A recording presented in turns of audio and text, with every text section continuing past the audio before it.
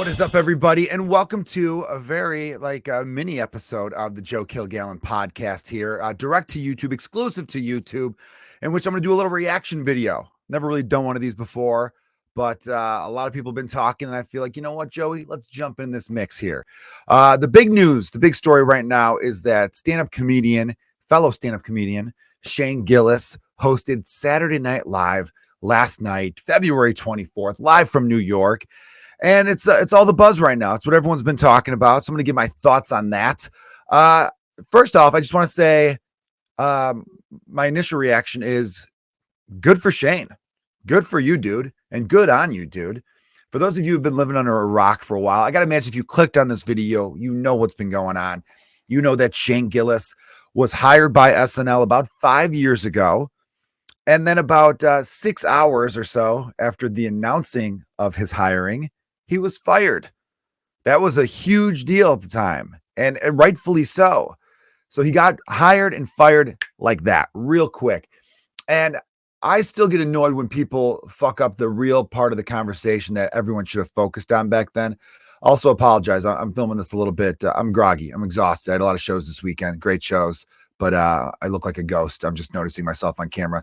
Anyhow, so yeah, he was hired and fired real quickly, but I always felt like people focused on the wrong part of all that shit. It's I don't think what he said was fireable. Personally, I don't. Comedians do hours and hours and hours of podcasts. One little clip was taken out of context and was used against him.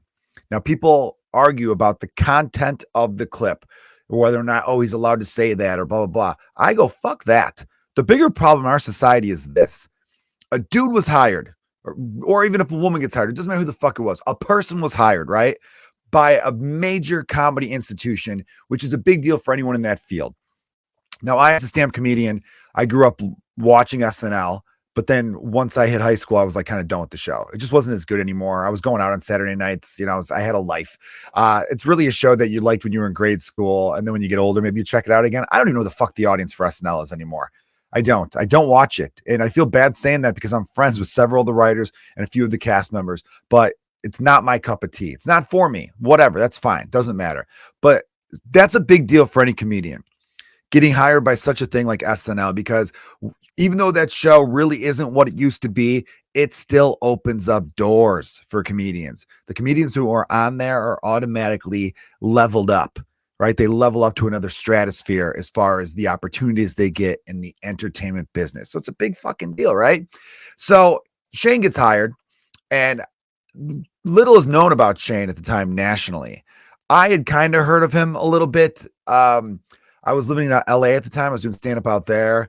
And, you know, I knew some New York comics, so I'd see his name pop up on lineups when my New York friends would share, like, oh, I'm over at the Cellar tonight, or I'm at the Stand. And then they share the lineup, and I, you know, recognize the name here or there. Anyhow, so he gets hired, right? Big deal, right? The guy's probably jacked up out of his mind, pumped up. I can't believe this is a dream realized. And then he gets fired. I've established that, Joe. But the problem I have is the people who went looking for the dirt on him. That's a fucked up part of our society right now. That someone gets this big thing and their instinct is, how do I tear them down? What kind of dirt could I find on them? What can I do to ruin them? Right? We see this all the time. There was that great story a few years ago that kind of made people start to slow down on this shit, where it was a kid holding up a big sign on ESPN College Game Day. You know, ESPN, they go to campuses, so they got their anchors right there, and all the kids are in the back are going, fuck yeah, right? He's holding up a sign that says, Busch Light supply needs replenishing, and he had his Venmo. People watching at home thought that was hilarious. They started Venmoing him money to buy himself some Busch Light. He ends up making over $1 million in Venmo donations for his Busch Light. But this kid was classy. He goes, you know what, screw that. I'm not going to keep this. I'm going to donate to the Children's Hospital at the University of Iowa. University of Iowa famously is right next to a hospital in which the children, sick kids, will wave out their window to the fans because the fans can see into the hospital. He donates that. Then Busch Light, Anheuser-Busch, gets word of this, and they go, you know, we're going to match that donation. I think Venmo even was like, yeah, we're going to throw in some money too. This is a great story. Some douchebag on the internet went digging through this dude's old tweets, found a tweet of him from when he was 12 years old that was like a little edgy, which I don't think it really was. And it wasn't even his tweet. I think he was quote tweeting Daniel Tosh. And that was enough for Anheuser-Busch to be like, we don't know if we're going to back this anymore. And it's like, fuck you. This dude's doing a wildly generous thing, and some fucking twerp, some fucking dickless piece of shit on the internet is going to tear him down. Why? Like, that was my big thing. So everyone was like, oh, should they have fired him for saying that? No, he can't say that. I'm like, how about we look? Can we shine a fucking flashlight on this fucking creep in the corner? That's what these people are. These people on the internet who are looking for ways to bring people down, they are nothing but the creep in the corner at a party. Everyone's enjoying themselves, having some fun, getting along, and there's some weirdo in the party that we start to notice. You're like, what the fuck's going on with that guy? And he just shows up going, look what I found. And it's like, get away from me. In real life, someone would have punched him in the face. He never would have been invited to the party again. But now, because we get to hide in anonymity, I hate that word. I'm pretty sure I pronounced it wrong, but that's what we're dealing with now. So here we are. Flash forward to 5 years later. Shane Gillis gets invited back. SNL, Lauren Michaels goes, come on down, come host. And it had a lot of people questioning why. What are they trying to do? And all that kind of stuff. I thought he did a great job in the circumstances. Was he nervous? Yeah, he called himself out for it, which I also appreciated as a stand-up comedian. I like when there's an authenticity. I like when people are real. And there's no denying that Shane has been absolutely killing it since the SNL thing, the firing. You could argue that the firing was the best thing to happen to him. Instead of him getting lost in just the shuffle, which happens to some really good, talented people out there on SNL, he got his name. It went from being like, who's this guy? To being like, oh, they did what to this guy? Well, now I want to support this guy. People started looking up his stand-up, started looking up his sketch videos, going, wow, this dude's actually really, really good. He would have made the show better. Oh, they fucked up. And there you go. And for what? Because he made it an Asian slur. But look at it. He did it in the context of you making fun of people who would use that word, right? And obviously there's certain words that are no-goes regardless. But if people listen to that clip in the context of it, I remember being like, I don't fucking agree with this at all. I really didn't. I thought it was kind of unfair. Now, Bowen Yang is a good dude from everything I've heard about him. I know people know him, they sing his praises. So I think that's where they got backed in a corner. They're hiring their first ever Asian performer. And at the same time, their other guy got in trouble for saying something about Asian people. But again, who the fuck was the guy that had to search? Was it that Simon something or other dude? I don't know. But like, not the point. I wanted to spend most of this time talking about what a great job I thought Shane did and how it did take balls to go back in there. There's been a lot of people saying, oh, he kind of bombed that monologue. I don't think he did. He ended on an applause break. He got some big laughs in there. And yeah, I mean, he acknowledged being nervous. But wouldn't you be? Think about the pressure. So many people going into that are rooting against you. That's got to be in the back of your head. Also, there's a big portion of the population that's going to be introduced to you for the first time.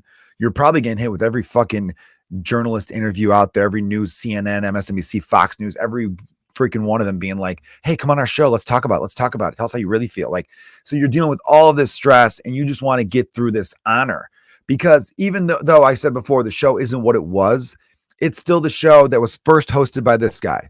George Carlin was the first ever person to host SNL when they debuted in 1975. So there is a significance to that. There's a lot of things as comedians that were like, that's not what it was. But you still would want to do it to check it off your list of being like, you know what? It's kind of cool to be able to say, I stood where they stood. So I thought he did a great job with the monologue. Some of the sketches were pretty funny. And that's the thing about SNL now. Maybe it's just a show that its format has outgrown at the time.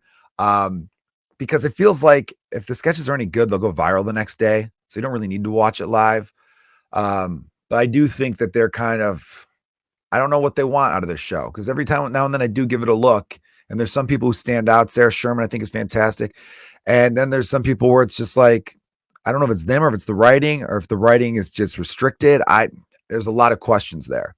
But as far as the audience, I'm sure Shane thought this will be an opportunity to reach people who've never seen me before, opportunity to prove some people wrong about me, and an opportunity to just stick it up some people's asses, which is the same as prove it wrong, right? So there was a lot of weight going on it. So I've seen other people say like, oh, he wasn't as cool as Norm Macdonald was when he returned. Norm Macdonald was also like 40 when he returned and had worked on the show pretty successfully for several years. This isn't what Shane did was he's one of one in uniqueness. No one's ever been hired and fired in the same day for something they had said years earlier and went from being like a guy who's pretty known in the New York stand-up comedy scene to being this dude that everyone in the country is now kind of aware of. I mean, not everyone, but you guys would get what I'm saying. And then to be asked back 5 years later. simply because he fucking killed it. Just been killing it. His YouTube special got 22 million views. 22 million. Mine that came out a couple weeks ago is up to 30,000. I'm pumped about that. I'm grateful for the 30,000. This dude was at 22 million. And that's another thing. That's how I'll wrap it up. I'll wrap it up on this statement here. So many people still don't get it. How could SNL bring him back and blah, blah, blah? And don't they care about this segment of their audience or that segment of their audience? It's like, it's all about eyeballs. That's all any of these TV shows give a shit about, right? Next time one of your favorite shows is canceled and you think, man, those network executives were idiots. Sometimes that's very much true. Most of the time that's true, actually. But you also have to look up the ratings because they're not canceling shows that are getting great ratings. SNL needs ratings. Shane Gillis is big ratings right now. That dude, again, I can't say it enough. He's killing it, right? There's certain comics right now that are on fire. I feel like the top 5 comedians right now going, he's in that mix. Feels like him, Nate Bargatze, who SNL had recently. Obviously, Chappelle and Burr are still up there. Mulaney probably. I'm trying to think of who else is in that mix, but like they're going to bring you eyeballs. So from the standpoint of a business, which is what SNL is, they need to sell advertising dollars. It's a no-brainer to bring him on board. People need to stop acting like, I can't believe this. How can you not believe this? That's just how they remind me of the people who are like, I can't believe an athlete makes $30 million a year, but teachers still only get 30,000. Yeah. In a perfect world, they'd get more, of course. But like, you have to understand, teachers don't generate the income athletes generate. Shane is generating income now, right? I think he's getting a deal with Bud Light. Like, he pops on a podcast, that podcast gets big views. He pops on a show nowadays, that show's going to get big views. That's just how it goes. And the quicker these people out there who get their fucking panties in a bunch every time this shit happens, they're going to have to relax. They're going to have to figure that out and just accept it. Because it still blows my mind when they go, I can't believe they had this. I can't believe they had that. I'm like, I can't believe you can't believe it. How could you not believe it? How are you new? Like, I don't get that. And I just don't think his offense was that bad. It's not like, look, if there was some tirade where he said the N-word a bunch of times, yeah, he should have gotten fired. And really, I'm not one of those people that I think any company has the right to fire anyone for any given reason. If they think, hey, hiring you was a mistake, and we realize that 6 hours later, even though it was a dickish move, because I still feel like if all that stuff didn't go down on Twitter, they wouldn't have fired him. So it shows kind of like no real guts on their on their part. But yeah, I mean, at the end of the day, it was a mistake, but it was like the best mistake, because it was the best thing that ever happened to Shane, because he was able to blow up from that by going on big podcasts like Rogan's and stuff like that, reaching an audience and having that audience go, I got to check this guy out. Who's this guy? Looking him up, being like, dude, this guy's hilarious. And he's great stand-up, and his sketches are great. The stuff he does, was it Gillian Keeves, I think it's called? I'm sure I fucked that up, but I'm at the age where I see a clip and I go, oh, that's really good. And then I forget the name of the people who did it. But I've seen those clips, especially the airplane one. Amazing stuff. Anyway, just wanted to react to that. So, shout out to him. I thought he did a great job considering the circumstances, and he's going to go on and keep doing his thing. So the people who are hating on it, just, find something new to hate or find something to love. Aren't you exhausted from hating all the time? Spread positivity. I tell people this all the time. Instead of talking about the comedians you hate or the musicians you hate or the movies you hate, spend more time talking about the shit you love and spread that around, and then you'll be a happier person, I think. There you go. All right. Thanks for checking this out. If you guys want to see my regular podcast, it's called the Joe Kilgallon Podcast. I also have a podcast called Let's Get Dumb. Also, my specials on YouTube. Subscribe here. Just go to my YouTube channel. It should be on the homepage there for you to check out. All right. Cheers.